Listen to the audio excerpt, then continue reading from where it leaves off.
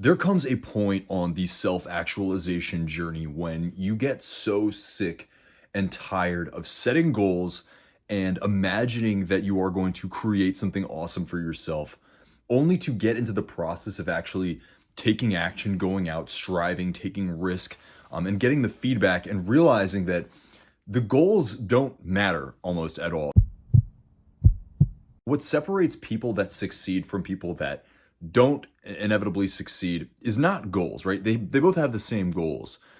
I think what really separates the people that, succeed and ultimately create what it is they want to create, and people that fucking fail, is discipline, right? It's the ability to reflect. It's the ability to, take the data that they've received in this journey and then optimize on it, right? Actually get some more progress out of it. If you have gone through courses before, right? If you have, practiced entrepreneurship, I tend to think that entrepreneurship is the natural extension of self-development. Like inevitably, you're going to realize that you can take control of ultimately anything in your life. Why would you not take control of your own income? Why would you not take control of your own destiny through the creation of your own business?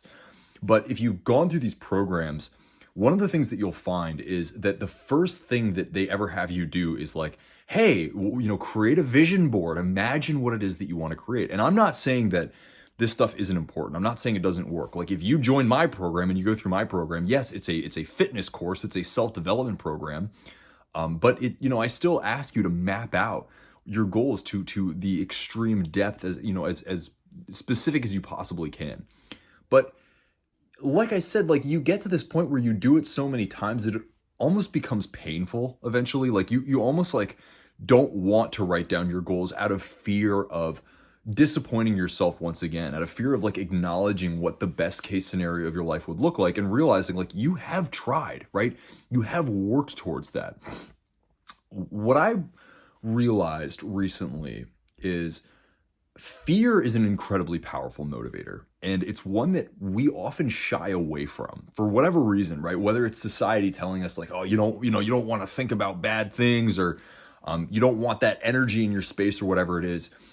I remember back when I was maybe 17 or 18, first really getting into self-development information, and I watched a lot of Elliot Hulse videos. If you know who Elliot Hulse is, he's a big jack dude, owned his own gym at that point. I don't know what he's up to nowadays. I haven't really kept up with Elliot Hulse at all, but one of the things that he invited his viewers to do was to leverage fear, to really dig into what scared them and what they didn't want to experience in life. And I was afraid to do that at the time. Like I was really deep into the other manifestation information, and the idea that I would ever allow my fear to be something that pushed me was so antithetical to everything else that I was reading at the time. But now, looking back, I realize that most of us kind of lean into this really kind of like happy, positive information because it feels better, right? It feels better to work with, but more than anything, it feels better to watch, right? To absorb. And like fear naturally puts you into a state of action, right? Fear naturally makes you want to go out and do something. And I think a lot of the time we are afraid, right? We're afraid of the simple idea that life is a gamble and you have to put something on the line in order to get something out of it. I'm not saying you can't get anything out of, being positive and thinking positively and using, positive dreams to motivate yourself. I'm not saying it doesn't work at all.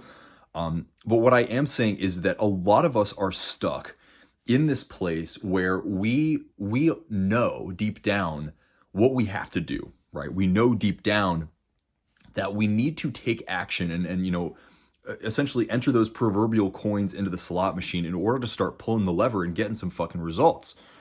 And we don't want to do that, right? We're not ready to do that for whatever reason. This is where the idea of an anti-vision has really changed a lot of things for me. And I'm going to kind of combine this with some exercises towards the end of this video to give you actionable steps that you can use to leverage this stuff. But realistically, you know right now what it is that you want, right? You know right now, probably at least, you at least have some semblance of what it is that you need to do. There is something holding you back from taking that action. And the likelihood is that it is some blockage within yourself that you haven't yet acknowledged. This is where creating an anti-vision is super, super powerful, because rather than looking at the potential of what you could create for yourself, right? This human experience that for the vast majority of us, at least, definitely the vast majority of you watching this video, you exist in a state of privilege already that does not demand acknowledging the fire underneath of your ass, right? And if you want to experience a shift, a really seismic shift in the environments, the relationships, the financial fitness, whatever results that you have right now, it takes breaking through the ceilings. It takes taking the current ceiling of your expectation and making that the floor, and saying, even though things are okay for me right now, I am so far away from what it is that I want to create that I need to expand, right? I need to, ignite that desperation. Even though there isn't really any kind of objective danger, I need to create that danger in order to put myself back into my natural human state of fight or flight, right? Sorry, my dogs are barking. I'm trying to do this all in one cut. That was kind of part of my fear thing, right? Was just jumping on here and fucking talking, and not really giving into the idea of any edits. So I apologize for my dogs. They're psychotic sometimes. I do try to train them, but hey, they're dogs, right? So there's really two things that have worked for me recently. So the first thing is the idea of just an anti-vision, right? And anti who it is that I really want to be, and anti who it is that I know that I could be if I was my best. No, it's a vision of who I am if I continue to remain at my worst, right? What is the absolute worst case that I can imagine for myself in the next 6, 9, 12 months, right? And acknowledging what is it that I'm doing right now? What habits, what behaviors, what character aspects do I currently possess that are leading to that? And so this is really the first exercise, to sit down and write this out. Like, what's the worst case scenario that you can imagine within reason? I'm not talking about, if some existential threat comes in and destroys everything, right? If your business gets dismantled by the market, if your solid relationship falls apart. If those are realistic scenarios that could happen, assuming that you continue to, indulge in your vices, if you continue to allow the worst parts of your character to stick out, right? If that's a realistic outcome, write that down. But get really honest, because I think for most of us, mediocrity is way scarier, right? The idea that the mediocre elements of who you are and of the experience that you currently have will remain just the way they are. That's horrifying, right? For me, that's terrifying. And I'm sure it's pretty scary for you if you were to be honest, right? So you want to write that down and really write down what it is that is going to contribute to that dangerous outcome. Now, the second way to leverage fear is one that I learned from a dude on YouTube by the name of Charlie Morgan. Really cool guy. He's an entrepreneur, very successful, about my age, I think in his mid-20s, late 20s. And he showed me this process where you take right now your ceiling in a certain area of life, and you take your floor, and then you have to shift your mind to imagine that ceiling is your floor, right? So even if you haven't achieved that ceiling, or even if you're not at that ceiling right now, that is still the floor. So let me give you a concrete example. Say you want to lose 60 pounds, and you are used to fluctuating somewhere between 190 and 210 pounds, right? And you want to lose 60 pounds and keep that weight off. So the floor for you, right, the absolute lowest expected result is 210 pounds, right? The absolute best expected result for you is 190. I use that example because it's a little bit flipped, and so it just kind of gets you to think a little bit more about this. But when you hit that low point, right, the achieved low, or the achieved ceiling, which is 190 pounds, you enter a different state of mind when you hit that ceiling. And I did have to restart the video because my dogs were screaming their heads off. Sorry. So you enter a different state of mind. And so the goal with this ceiling floor exercise is to identify, like, with the biggest goals that you have right now, whether it's a financial goal, whether it's a fitness goal, what is that floor, and then what is that ceiling? Like with finances, if you look at the amount of money that you have in the bank, say On the low end, it's like 2 grand in the bank. On the high end, it's 10 grand in the bank. And you want that 10 grand to become the new floor. You have to shift yourself into the state of mind that you hit when you are at your current floor, right? So every single one of us knows, back to the fitness example, if you hit like that 220-pound mark and you just snap into that mode where it's like, nothing else is as important as solving this problem. I'm going to go out and do whatever it takes to start to see those numbers move on the scale, right? So you start to eat a little bit healthier. You start to make sure that you're exercising every day.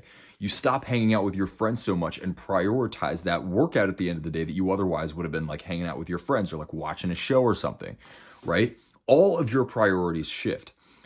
The the idea with like motivating yourself with fear is to shift yourself into that place where you are always in floor mode. And I'm not saying forever, right? But I'm not really here to convince you of the feel good stuff, of like the feel good cop outs. I think the likelihood is that you are probably watching this video even now because you are sick and tired of the feel good cop outs. Like the feel good cop outs don't feel good anymore, right? Like that's what I mean by sitting down and writing out my goals no longer feels good to me. It feels like a chore because every time I start writing them down, I'm immediately back and like, well, what do I actually have to do to get this to happen? I'm no longer comforted by that sense of sitting there and writing things out and imagining things. Now, I know that for those of you that might have watched my old manifestation videos and like the idea of like doing nothing and Neville Goddard, like trusting in the feeling and that kind of stuff, I'm still big into that stuff. I'm still a huge believer in being present with the ultimate outcome. But I think that what it should do, if it's really working, is getting you to take action. It's getting you to get up and become that person, right? Fundamentally, this is an identity shift. And so what you want to do, again, is write out what the floor is for your primary goal right now. What's that floor? What's that bottom, absolute bottom that you continuously hit? What's like the natural ceiling where you tend to get to and then kind of start to flow back to the bottom? And then can you identify in as much detail as possible the feelings, the thoughts, and then what actions you take once you hit that floor? If you can do this, if you can do these two activities of like really mapping out what the anti-vision is, and then really mapping out where your floor is and then how you feel and what kinds of actions you take when you hit that floor, you are taking action on leveraging fear as a powerful motivator. Again, we as humans are naturally inclined to use fear as a motivator anyway. A lot of the new age movement of leaning into positivity is an incredible path to use, especially when it comes to, improving relationships, right? Interpersonal skills, overcoming internal trauma, right? Giving yourself permission to forgive, giving yourself permission to heal. This is stuff that does require tenderness, patience, joy, love, and abundance, and using it strategically. However, it is really, really hard to use those things. I mean, this might be a limiting belief, right? But it is really, really hard to use those things to get yourself to reach the next level in your finances, to reach the next level in your fitness, right? These kinds of massive objective shifts that are required, even relationships, right? Because you have to put yourself out there. You have to go out and meet new people and get in uncomfortable situations that might be difficult for you, especially if you're, an introvert or you are not super socially savvy. Discomfort is where growth happens, right?